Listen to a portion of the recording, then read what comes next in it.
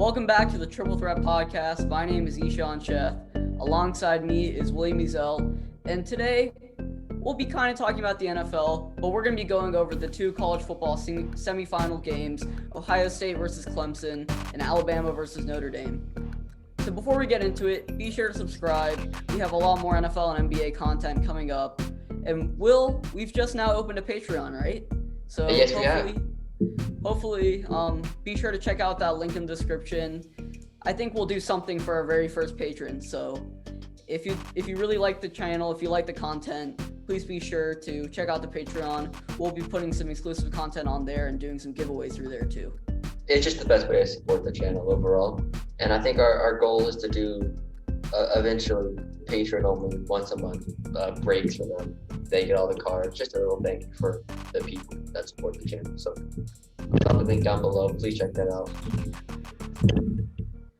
So starting off, we had the first game, Alabama and Notre Dame, and the outcome was pretty much what almost everyone except for Notre Dame fans predicted.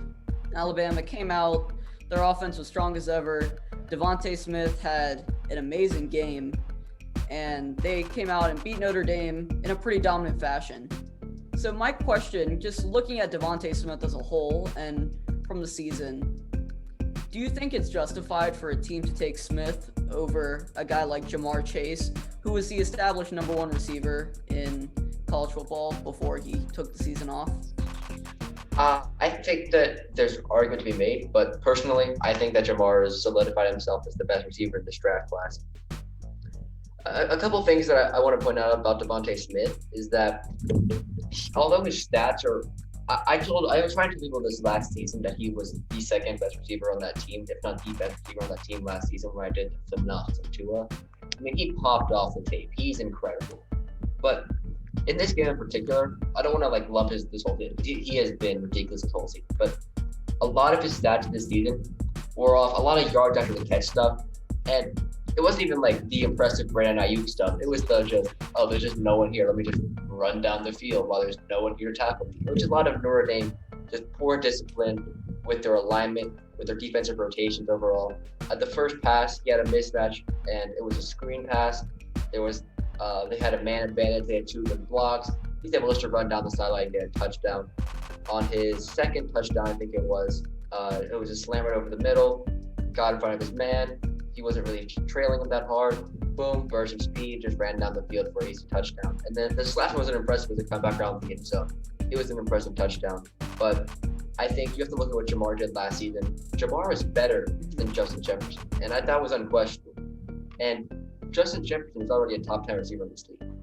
And Ja'Marr Chase, I know the skill set is different and the way he'll be used. There's no chance that Ja'Marr is what Justin Jefferson did in his rookie season. But he's got the talent to be better than what J. Jeff is.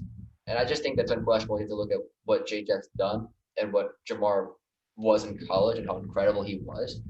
And although I think Devonta Smith's a top 15 pick, or even a top 10 pick maybe, I just think Ja'Marr is a crazy talent, absurd. Yeah, Ja'Marr, the fact that he was able to take a whole season off due to the pandemic and still be regarded as a top 7 to 10 pick really shows how special he is, because he was completely deserving of the distinction of the best wide receiver in college football last year. And I think that even though LSU did struggle a lot this year, they lost a lot of their players to the NFL, I feel like he still would have been that bright spot on the team. But what about Smith compared to, I don't know, Jaylen Waddle, his own teammate? Go ahead. Well, with Waddle, obviously the injury is going to hurt his draft stock a bit. He's more explosive. I think you can look at it more as a Judy versus Henry Ruggs type situation of last season. A lot of people will always go with that Ruggs kind of guy because of his speed and because of his athleticism. But I've always told you this. If you've watched the podcast, you'll know I'll say this. I don't like speed as a top pick. I want my wide receiver one to be consistent and have separation, be reliable. If I'm on a 3rd and 5, I want to get a first down. I don't want to get a 50-yard play. I just want to get the first down and move the chain to keep the drive going. So with what I want in a receiver, I think Devonta Smith is going to be the guy. He can do it. His yards after the catch is great. He can make a player miss. He's a great runner over the intermediate routes. He can burn you deep as well.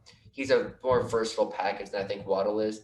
Waddle can obviously make that big play, but I think that doesn't work in a lot of systems And I think a lot of people are just going to chase the outlier. So Devonta Smith is, I think, is a better receiver, but Waddle is definitely deserving of a top pick in the draft. He is an elite athlete.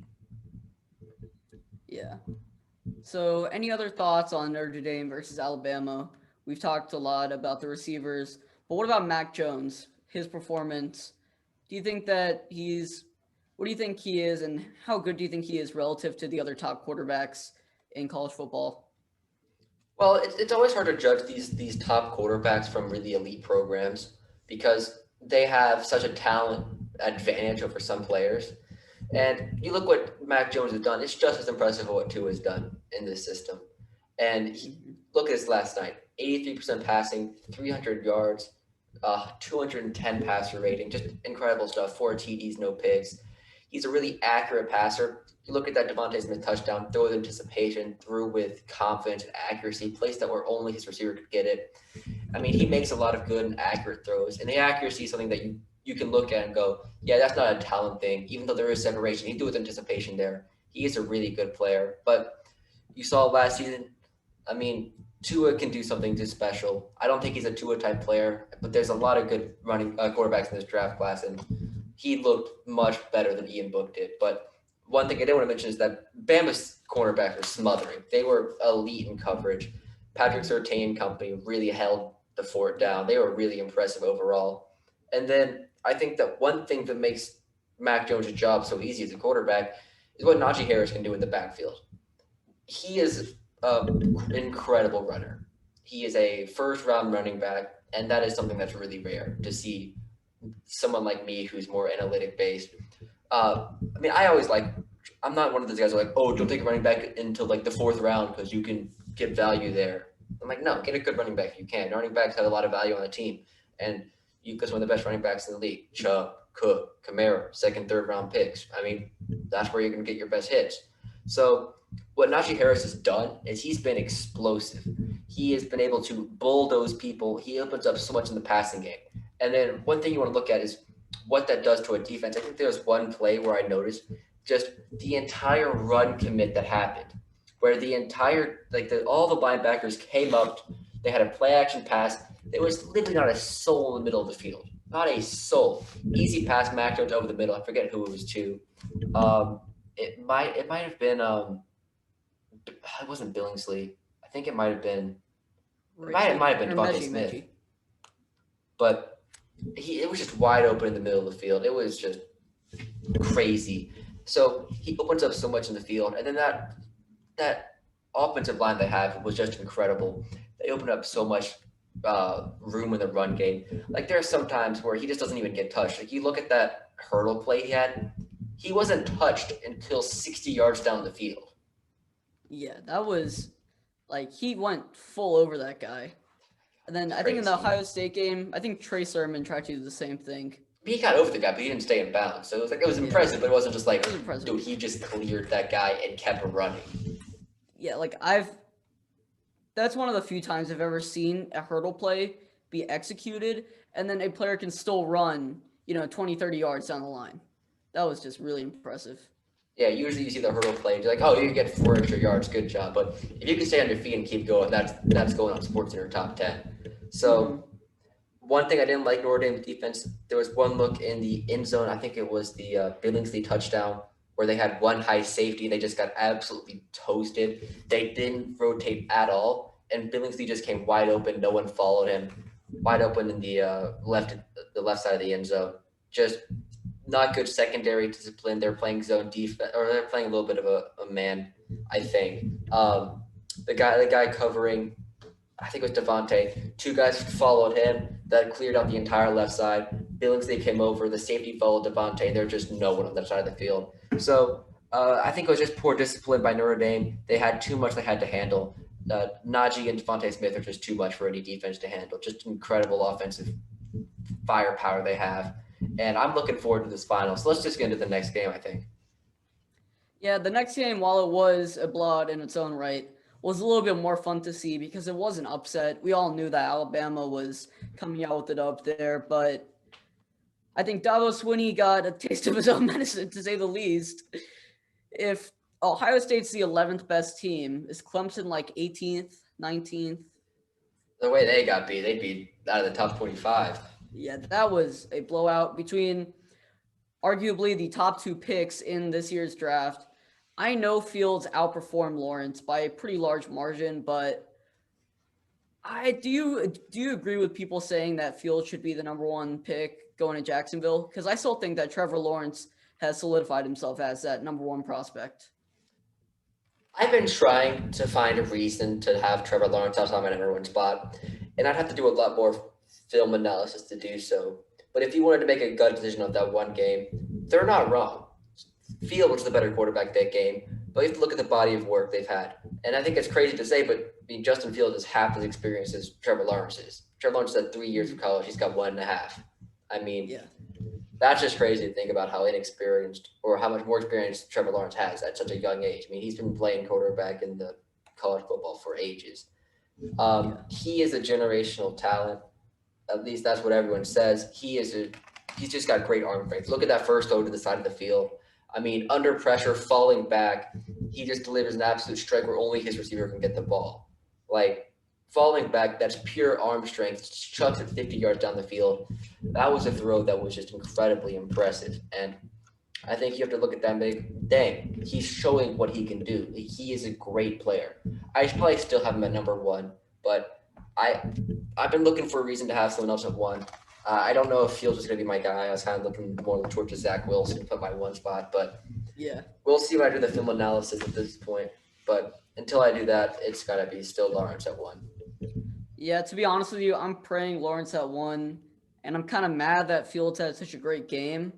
I was rooting for Ohio State, don't get me wrong, but if Atlanta's at 4, I kind of want Fields to come home and come play for the Falcons. Sit a year or two behind Matt Ryan and then take over that offense now that we have a new head coach and GM. Because I don't know, Matt Ryan's 34, big contract. I don't know how well he's going to play with whatever new head coach we get. So hopefully we can find a way to get Fields. Because there's no Chase Young or Jadeveon Clowney type generational defensive talent in the top 5, to be honest with you. Yeah. So we either trade down, get a guy like Micah Parsons, who, don't get me wrong, is an excellent prospect, or trade down even further, get Gregory Rousseau, or I think we just go all in and we take Fields because he is a very, very good prospect. He's been pretty much overshadowed by Lawrence since high school. You know, Lawrence is from Cartersville, Fields is from Kennesaw. That's only like 15, 20 miles apart. So they've always been held in the same regard as Lawrence being the superior player, but I think that Fields in any other draft class would be, in most other draft classes, would be the number one quarterback. I would still never have him over Burrow. I love Joe Burrow, man. I know he's not the generational talent that Trevor is coming out, but there's no way I'm taking anyone over Joe Burrow, man. That guy is special. And then you look how good last year's draft class was for quarterbacks. You had Burrow, you had Herbert, you had Love, you had Tua, you had Jalen Hurts. I mean, that's 5 solid quarterbacks. You had Nick Eason in the later rounds. This season, I mean, you can talk about, we probably would have rather have had Kellen Mond in the college football playoffs at in the 4 spots at Notre Dame. I mean, they played Alabama closer. And that was in week 2 after they've gone hot since then. So, Yeah. I mean, you got Mond play the 7th best guy in this class because you've got Lawrence, Fields, Wilson, Lance, Jones, Trask, and then you've got Mond. So, like, he's the 7th guy. It's a deep class. It's a very deep class. Yeah, I think this is going to lend itself to be a really great year. You're going to have some really, really good fits. I think that the guys going towards the end of the draft will have better careers than the guys going at the front of the draft because, I mean, you're going to have Kellen Mond or Trask or Jones going to, like, New Orleans or Pittsburgh or Indianapolis, and they'll just be thriving because they're in a better system. So let's just get into this game. I was really impressed with Olave. Olave was really impressive in the middle of the field. And one spot where Ohio State really thrived in this game was able to find a schematic advantage over Clemson was in the deep middle, which is something that was a little bit surprising that I found. So if you look at this, they had pretty much Clemson had not been targeted over the middle of the field like at all this season. Not even like a single, like no one was throwing them deep middle. There was no passes over, like Clemson did not have to defend the deep middle of the field.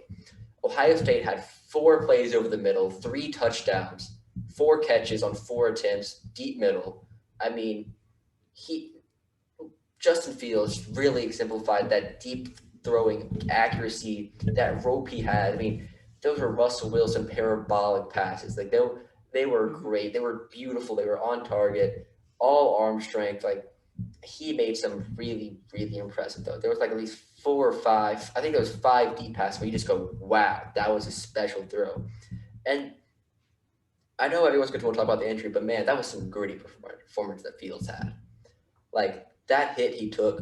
I mean, granted, I think he's at fault for that hit. He opened up his back to a defender coming head on at him. I mean, if he just took it on like he would have done, or if it just slid, because like we've seen him slide, like he did that in the championship game or the semifinal last season, had that big run, slid down at midfield. If he was just able to slide or to do something instead of trying to shimmy past the guy, I mean, he probably would have not had to deal with all that. And you saw the play afterwards. I mean, he ran off the side of the field. Like he was clearly in pain. He was clearly not having a good time. Like those are some broken ribs coming in soon because that was painful. So another problem, just like Notre Dame, I think the Clemson team had a lot of poor discipline for their linebackers. That opened up the Trey Sermon touchdown. They all over rotated towards the left side of the field. Trey Sermon was just able to cut back through the B gap and just go through a empty secondary, just get able to get to the second level of the field just without any contact. He had a lot of plays like that. I think in the second big run he had, it was to the B gap to the right. Just found an opening, untouched, and then made a bunch of really poor tackles just look silly and had a Derrick Henry type run, just threw 3 guys to the ground. Like there was a shot where there's 3 guys on the ground behind Trey Sermon. Really impressive stuff from him. And then Fields. He did a really good job scanning the field, going through his progressions, going through his reads. That's something that's a really NFL level ability. I think you look at that one interception, he was laser focused on the right side of the field. He didn't even look to his left where there was a one-on-one matchup. I mean, granted, there's only one receiver there, but he was fully focused on throwing it. He had a guy open over the middle of the field. He tried to make the big play, got deflected, got intercepted. But overall, he made good reads. He had great timing, great touch. You saw those lasers he had to the back of the field to Ruckert. Jeremy Ruckert had a really good game. What Fields did, throwing those lasers in, showed great ability to just throw it in tight windows with that arm strength. And he was able to have great touch over some of the middle of the field throws, and especially on those deep balls. So he was able to be a more intellectual quarterback. I thought he had good pocket presence with the ability to run and to get out of the field. I wouldn't say, I mean, it kind of looked like Pat Mahomes, how his running ability doesn't look fast, doesn't look super incredible, but he is effective, gets to the sideline, makes some players miss because you don't want to hit the quarterback on the sideline. You're going to get a foul call on you. So pretend to go out of bounds, cut back in. Just overall, really good pocket presence from him. He just looked like a true player. So he looked really good. And then one thing I found really solid with Trevor Lawrence is he starts really square, and then he stays square. He stays really far back in the pocket too, and then he gets even deeper. Like so that's something Pat Mahomes tries to do. Pat Mahomes gets really deep in the pocket, and that leaves him open for a lot of pressure because the defensive edges, they don't have to cut the corner anymore. They can just go straight to the quarterback without any pressure for the offensive tackle. So they can just go straight to the quarterback. Fields gets so deep in the pocket, he tries to read the whole field, try to keep his eyes open and his body open to see the whole play. But I just think he's just a slow drop back progression. And I think that he just starts too square and he just opens himself up to get a lot of pressure on him. And I think that might be something that might be a little bit of a problem in the NFL level. But still, both quarterbacks, solid game from Lawrence, a great game from Fields. Just really impressed what he was able to come through. And then Olave just looked really impressive. Completely changed from the last game. You can tell that he took that personally, and he looked great. He looked really impressive. Was able to do everything for that offense. Overall, Sermon, Fields, Olave, great game. What did you make of that semifinal? Because I know I talked about a lot there. Yeah, I think that it was just a really good overall performance from Ohio State's offense. You said Fields, obviously leading the charge. Great pass blocking. Guys like Paris Johnson. He's a freshman tackle, big guy. He was being versatile. He was able to move around the line.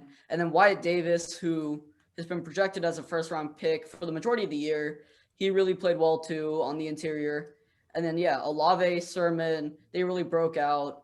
And I just loved how Ryan Day was just out scheming Dabo Swinney and Clemson's defense, exposing that one safety in the center, in the middle of the field, and then just repetitively attacking that position when they knew that Clemson was vulnerable there. So I think that Ryan Day deserves a lot of credit too. He really did a good job as a coach. And I didn't really get to watch too much Ohio State. We really didn't get to, just because of how the season rolled out and how the Big Ten delayed. But Ryan Day, he was able to out scheme Dabo Swinney, which is very tough to do because Swinney's a very good coach. And Brent Venables, he's a great defensive coordinator too, and you just saw what that offense was able to do. Just beat him with speed. Jamison, Olave just destroyed over the top. Just attacking with that fast-paced tempo.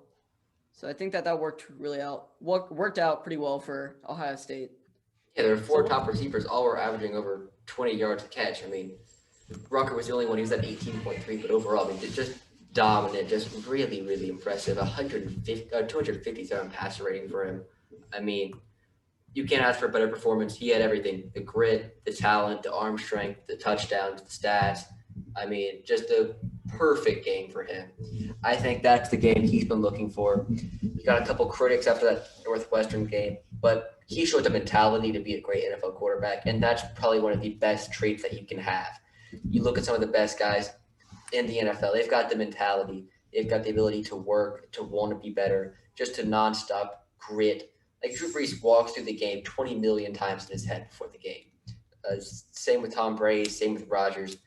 I mean, you look at the guys that put in the work, that have the mindset, that just don't accept losing, and they're the best quarterbacks in the league. And I think Justin Fields has proven that he has that mindset. He has that ability to be, all right, it's game day. I'm going in. This is my time. I'm going to shine. I'm going to prove the doubters wrong, and I'm going to do it on the biggest stage. And he's got one more game to go, and we're all cheering for Ohio State. Yeah, sure thing.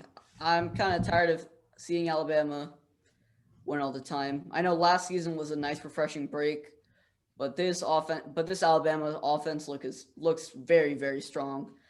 Arguably stronger than last year, or definitely stronger than last year, in my opinion. Najee Harris has really broken out. So what's your prediction for the final? Ooh, it's going to be tough. It's just a really good matchup. Those offensive trios, Sermon versus Najee, Fields versus Mac Jones, Olave versus Smith. I mean, just a great matchup. But I want to give it to Ohio State, but I just think that the defense is probably a little bit better for Alabama. I think that'll be more of a limiting factor. But I think it'll be a close one. But I think that Fields he's gonna be feeling sore. I don't know how much adrenaline he was playing off of during that Clemson game, but I gotta imagine he's sore. I mean, he clearly showed that he was in pain. Clearly did. So I think it's gonna be a close one. I think my prediction I'll go 38-35. Yeah, I actually had a similar prediction, somewhere in the 30s. I think now I'm probably going to go more like 42-35 with Alabama winning. There's still a Moses on that defense, Patrick Surtain, who at times looks like a top 7 to 5 pick even. So because of that, I have Alabama winning. But Ohio State, they could really ride off the momentum that they have, because they're in a new mental state. They've always been an elite top 5 team, but I don't think they've had this much momentum or this much adrenaline since they beat Alabama back in 2015 with Zeke Elliott and Cardale Jones. Hey, don't disrespect their number 1 receiver out there. Michael Thomas, don't disrespect that guy. Oh yeah, he was on that team. Oh, he got a touchdown in that Oregon game too. Yeah, he did.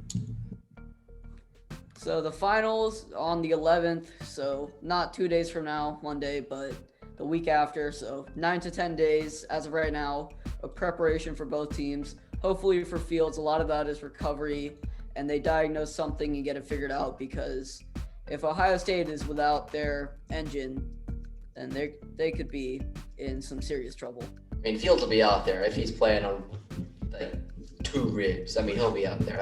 I don't think there's a way that Fields is going to take the field. It's just what % of Justin Fields are you going to see?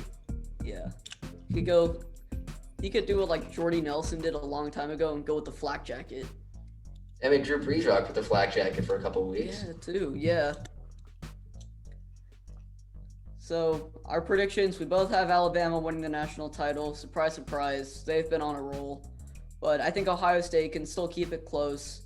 And that concludes our college football national championship preview and analysis of the semifinal games. If you'd like to see more college football and basketball content, please comment below. I know the basketball season has been pretty interesting, and I'm not too sure if there's going to be a March Madness, but if there is, we'll definitely do an episode on that, because this draft class is loaded for the NBA. For sure. I mean, I love March Madness. That's the best storylines in the entire sports world. I mean, those are some of the best stories. You got John Morant last season. I mean, that's where you really ride your draft stock, become a hero. You have the UMBCs. You have the Georgia State beating Baylor. Like those are just the best moments.